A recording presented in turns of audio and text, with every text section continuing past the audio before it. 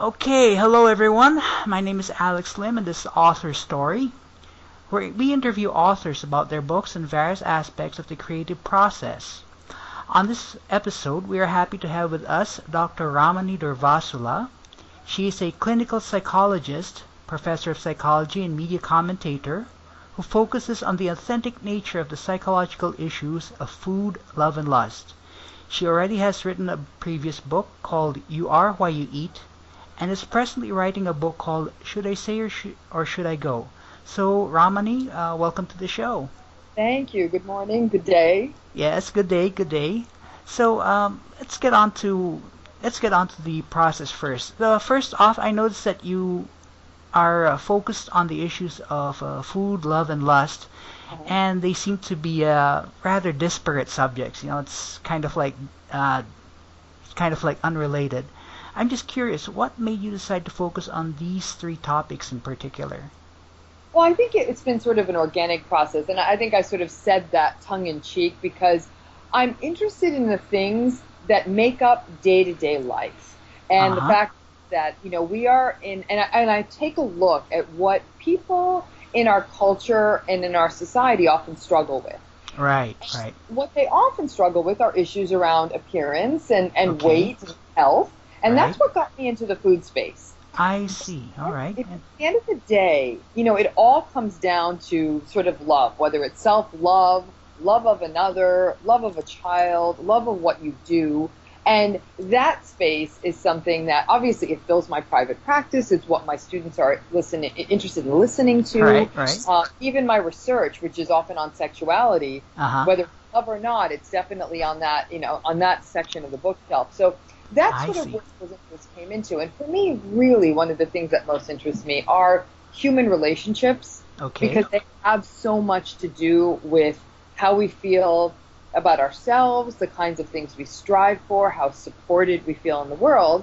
And that's sort of where I'm at right now. But Mm, I have the bottom line of what I'm interested in human beings is their quest to be sort of the best version of themselves. And frankly, how you treat yourself, whether how you eat, how you right. take care of the body, the kinds of relationships you have, sort of your daily practices, that all is part of that authentic journey. And that's sort of how I got into all these disparate areas, trying to have people be their best versions of themselves. Cool, cool. Okay, cool. I got that. Pretty interesting. So now this book that you're writing, Should I Stay or Should I Go? I know that I've noted that this is a book on narcissists or narcissism. Yes, Y- All, absolutely. all right, cool. I Go ahead. Personally, I think narcissism is the issue of our time more than any other. I mean, it is this quiet epidemic that is running through our society. I think it's been made a lot worse by Right? things like social media, and we're a very, very visual world now. So in some ways, it's not important the experience you've had of something. It's more important that it simply happened. Now, Right. that's all good and well. My interest is how this sort of epidemic of narcissism is affecting people's relationships. And the short Mm, answer is, it ain't good. And okay. I am seeing people's lives get wrecked, literally get wrecked, because they are in relationships with a person Uh-huh. who has absolutely no empathy, Right. who is deeply entitled, who Right. is very grandiose. Right. And the real hard hitting message of this book is that narcissist is never going to change. Uh-huh. And that message flies in the face of every single book, message, movie, love story, and love song out there that if you love somebody enough, it will get better.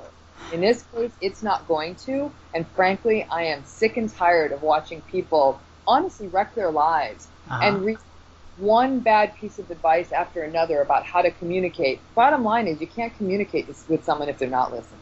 I see. All right, cool.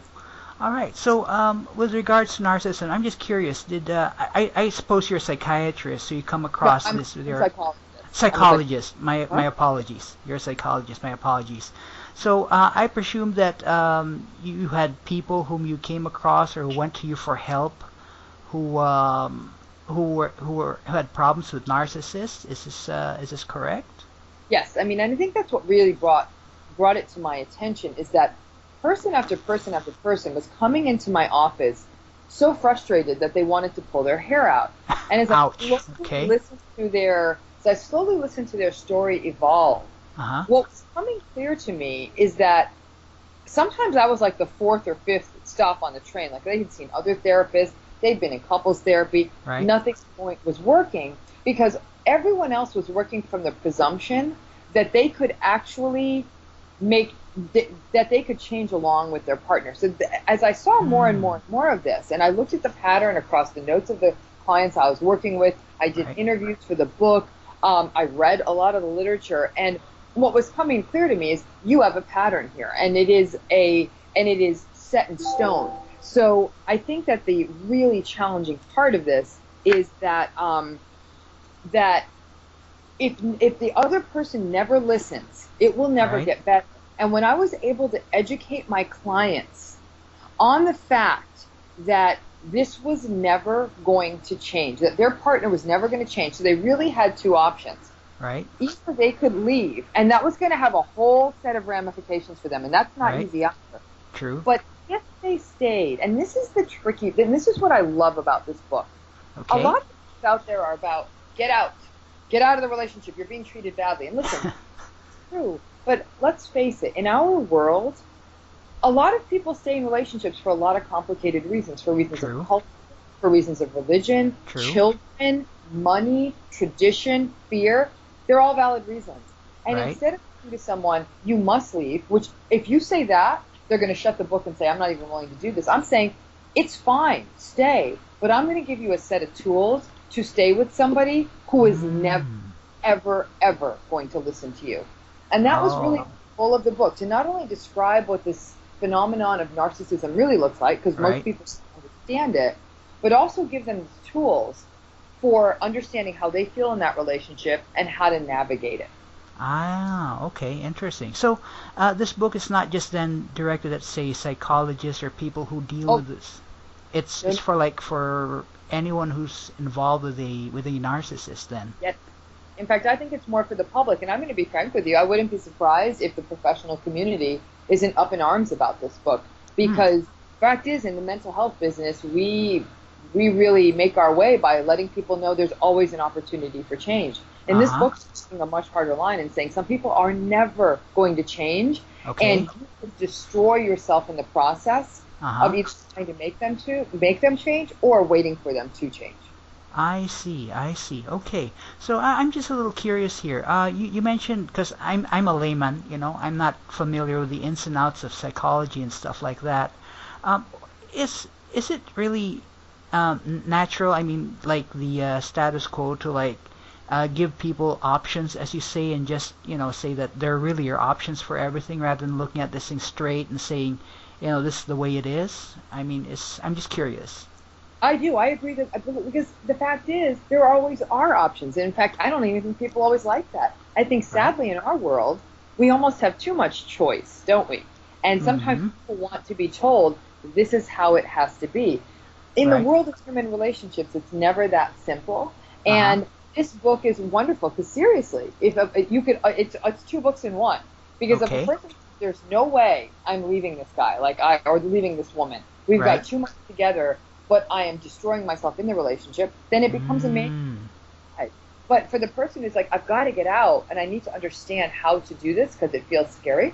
It's that too, because I think that ultimately a person has to take responsibility for themselves and their decisions in their life. So I can't sit there and tell you what to do or anybody else what to do. What I can do is this is what the landscape looks like. It's almost like a tour guide. Or a tour book, a book you take on holiday. You absolutely have to go to the Eiffel Tower. What I'm saying is you can go to the Eiffel Tower, you can go to the Arc de Triomphe, and when you get there, here's how I would recommend walking around that place. That's all it is. It's a tour. It's a travel guide for the landscape of a relationship with a narcissist. I see. So it's not like a how-to book or anything like that. It's more like this is what's so, and this is how you negotiate this issue. Something like that. It is a how-to. I mean, it's saying that this is what you can expect, but by the time somebody picks a book up like this, they've probably already experienced this. And in that way, it is my sincere hope that this book normalizes a person's experience. It makes them say, oh my goodness, I thought I was the only one who's ever gone through this. It is so good to understand that there's lots of people out there like me. I think once a person feels understood, and if a person's in a relationship with a narcissist, they rarely feel understood. If this can give them that small bit of understanding and the strength to make decisions that will make their life either easier or healthier or happier from that step forward, then it's done what I've endeavored for it to do. Cool. Most interesting. Okay, so let's talk a little bit about the research you did. Now, you mentioned that you've this came from some experience with your previous, patients, clients, people like that. And I also noticed that you also did some reading with other like other psychologists, other psychiatrists, and stuff like that. Well, first off, I'm just a little curious. I know there's there's some legal stuff there about doctor-patient relationships in the U.S., right? I'm just curious, how do you get around that stuff? Aren't you supposed to keep what a patient tells you, totally secret? Absolutely. So I never, ever in the book would share straight on the story of a client. In other words, I would share a theme. Right.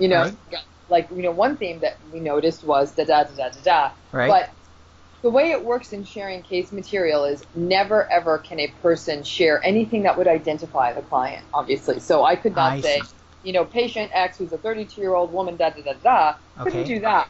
But what I can say is, in working with dozens of clients over the years, the themes that emerged are this.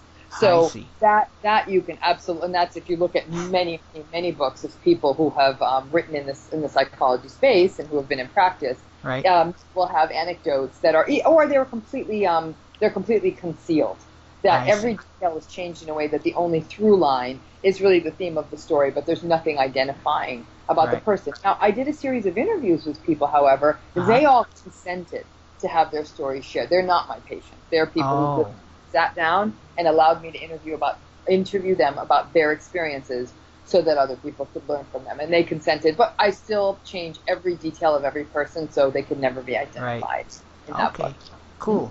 So I'm just curious. I'm just asking, just for purpose of information. Let's say you had a patient who consented to, revealing their identity about themselves in your book. Would you write out that patient's story, or would you still hew to doctor-patient relationship thing? I would never, ever, if a patient is consented to work with me clinically, I would never do that, even if they provided permission. I see. The therapeutic relationship is predicated on absolute confidentiality and trust.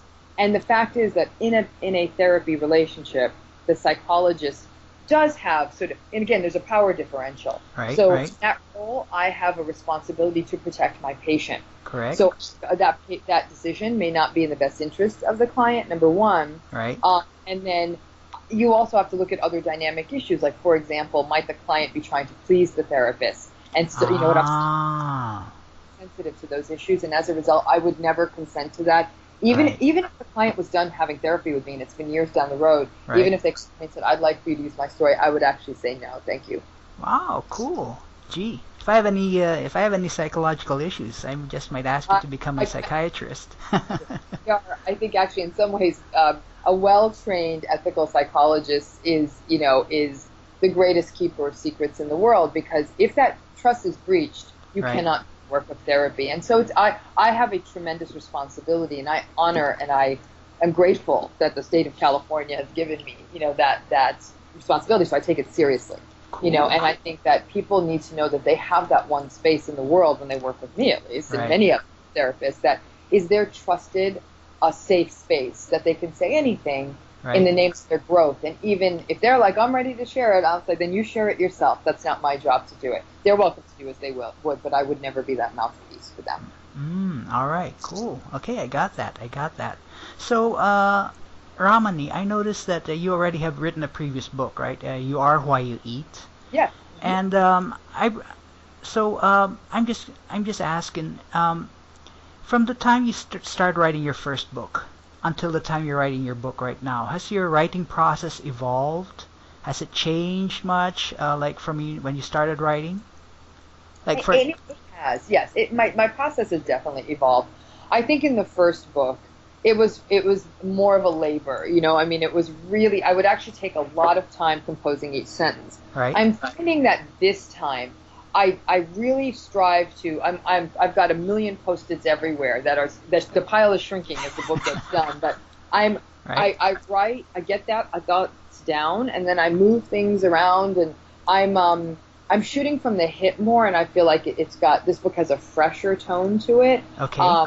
I was trained very much as a scholar and a scientist, and Right. my writing has always been scholarly. This is Okay. a jump for me to write for a more general audience, and so it has to have a more conversational tone. Mhm. I still think I was very technical in the first book. I think this time, I want you to feel like you're talking to someone who's sort of been around the block. That's who's on the other side of that table, and Right. it brings that kind of more easy conversational tone to it. So I think in that way I'm trusting my own voice more, Cool. and I'm taking more chances in my writing. And I think that's just the more words you write, the more you trust that voice. And I'm caring less about what other people think. I'm just writing from my heart, from what I know.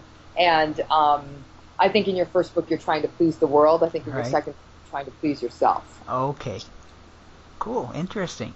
So, with regards to writing, how do you write your book? I'm just curious. Is it longhand? Do you write it on a computer? I guess computer would be more efficient, but what's your process? I write it on a computer. I could not imagine writing longhand again. Every time I find myself having to write longhand, it's really hard for me. And so I'm a computer writer through and through, and I have my MacBook Air that is, honestly, at this point, feels like an appendage that goes everywhere with me. I'll sometimes even be waiting at a bus stop. I'll be waiting anywhere, and I'm knocking off paragraphs. I write all the time. As a single mom, I have 2 or 3 jobs. I don't have the luxury of creating like this beautiful, quiet, serene writing space all the time. There's times I'm having to write this in every corner of the world. So I have laptop, will write. All right, cool. So I take it you don't put like blocks, like you set aside an hour or two every day to write. You just write whenever you can. I do. My goal is to write a minimum of an hour every day, and I find I write best early in the morning. So if I have my druthers, I will often wake up at 5 in the morning and try to write from like 5 a.m. If I don't have to work that day, I'll write from 5 a.m. to noon. Wow. With maybe break to eat breakfast and do a quick run or something like that. But I'm a morning writer. On weekends when I don't have my kids and I don't have other commitments, I will honestly do 8 to 12-hour writing days. Wow. I don't have luxury most days, so I do try to commit 1 hour in that day as early in the day as I can. So at least I know I got some thoughts down. I edit in the afternoon and the evening. I find it's better for me in the morning, and editing is better for me in the afternoon and evening. And so that rhythm has always worked for me. On those long Saturday writing days, I'll write all morning, then I'll go do something fun, and then I'll come home and sit down and edit for 4 or 5 hours. Wow, cool. All right. Pretty busy schedule right there. I'm all right. So with regards to your first book, I'm sorry I didn't note this, but your first book, is it a self-published book or did you go with the traditional publisher? Yeah, I was privileged to work with a traditional publisher. I published it under the Skirt imprint of Globe Pequot Press. Right. And I felt, again, as a first-time author, I felt really honored to have a traditional publisher. It was a fantastic experience. Cool. It's a fantastic book. And so that was, again, a source of great pride to me. I'm very privileged to be publishing the second book with a publisher called Post Hill Press. It's been a tremendous experience working with them thus far, too. So I've been really, really fortunate to work with some publishers, great editors. And so, I consider myself very lucky as a writer. Cool. All right, fantastic. All right, so I'm just curious, when will this, I'm sorry, when will the book come out? Should I say or should I go? When's it planned for release? We're hoping for the fall. I'm planning on November. November. Just when November, so just when the holidays are making everybody crazy in their relationships, it's about a time to read it. And, but yeah, that's our hope, and I intend to come back here on AuthorStory, and then it'll come out, and I can give you all the rest of the good stories. But yeah, it is exciting, and it has been. It's not always an easy book to write because it's a difficult theme. I mean, in essence, what I feel like I'm doing is I'm dismantling the American fairy tale, and but somebody has to do it. Yeah, and a lot of people aren't going to like that. No, they're not. No, they're not. And yet, I'm not writing the book to be liked. I'm writing the book to give people a chance to True. figure out why they're in the situation they're in and what are their options. True, true. Oh, fantastic. Well, I can hear that you're very passionate about this subject. I mean, Oh, uh, yeah. I'm assuming that this book, well, was relatively easy for you to write because you're really passionate about it. I can hear it. I think so, in some ways, passion can both be a gift and a hindrance for a writer. It's a gift because I'm excited to get to it Right? and I want to get it out there, but it's a hindrance because you have to be very careful, especially with Right. this kind of book, to not let the passion get in the way of the clarity of the message. Like sometimes I find myself sort of going down a dark alley and I'll have to bring myself back and say, stay on point. So, I mean, Right? I think it's both a blessing and a curse. And when you are very passionate about something, it can also be more exhausting. You know, it's not Uh-huh. like I'm writing a fact-based book or a scientific paper. I mean, it's True. really, it drags a lot of inherent internal energy out of you. But hopefully, if that energy is coming onto the words on those pages, it'll make an impact. Wow, cool, fantastic. Okay, well, here's to hoping your book does create an impact. All I do. right. Yeah. All right. So, this might seem a little off the cuff, but usually what I do is towards the end of the interview, in the last few minutes right now, I like to ask the people we interview some questions, unrelated to the topic, but which might give a little bit of deeper insight on who you are as a person. Sure. So, would it be okay if I ask you some of these questions? Absolutely. Cool. All right. So the first question is, let's say, given the limitless range of human experiences, say from the very worst to the very best, what experience or profession or activity which you have not yet experienced would you like to experience, sometime in your life? The experience I would like to experience to have is to live overseas. Overseas. Yes, I have not had the experience of living outside of the United States. I see. And I have always had a tremendous passion in working with women and girls in Uh-huh. regions of the world where they do not have support, they do not have advocacy, they do not have a voice, who are vulnerable. And that's Right. the world.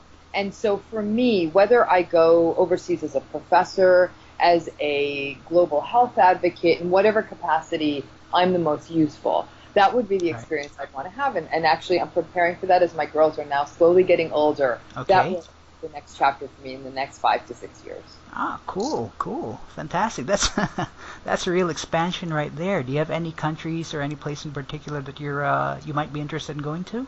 I'm very open. I have to say, because my family's from India, India has always had such a pull for me, Right. more than anything because I think women there must have a greater voice. I think the Right. treatment of women by the culture and in the country is not acceptable, Uh-huh. and that is something I want to ensure that the women and the girls of India have as many committed advocates working with them and helping them become, most importantly, their own advocates. So I'd Right. say that part of the world pulls me. Asia in general pulls me. I think I just feel connected to it, Uh-huh. probably because I'm an Indian woman. But Right. Frank, I am that girl. I have a backpack and will travel. I think I'd be open to an experience anywhere in the world.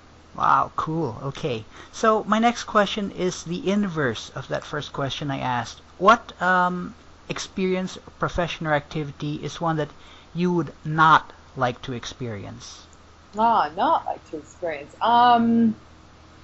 I don't think I would like to experience sort of a 9 to 5 corporate job. I Right. think to me to do someone else's bidding, for it to all come down to a bottom line, Right. to have to always be channeling someone else's vision, Right. and again in the name of profit, that would actually be a very uncomfortable space for me, which is why I'm a broke writer living in a tiny little rented house. But I don't think I could ever do that. I literally tried it Right. 3 months when I was 23 years old, and I failed as miserably at it as just about anything I'd ever done. And I realized on the first day, this is absolutely not for me. And I think I was young to have that insight. And listen, I wouldn't be lying if I didn't look at my friends who succeeded in that space and have lots of money, but I don't know that they have lots of freedom. And so you make a financial sacrifice, but I know I would never, ever want to do that, be able to do that, or strive to do that. All right. Cool. Got that. So my last question here is, if you could choose one particular age or age range in your life, age range, I'm thinking like your 20s, your 40s, or a range between 58 to 63 years old, past, present, or future, to stay in forever, what age or age range would it be, and why? Why did you choose that? What a great question. You know what? I honestly think I'm not quite there yet. All right. There's no age range in my life that I've gone through yet that I'd want to repeat. Right. I have loved being a mother. Okay. However, I'm kind of good with not doing that day to day anymore and sort of going to the next phase, watching my daughters blossom wonderfully. Wow. But now focusing on some of the work that matters to my heart. Okay. So I have a feeling that the phase of life I want to live is coming in about 5 years, which is sort of exciting. Like a lot of people say, I want to go back to.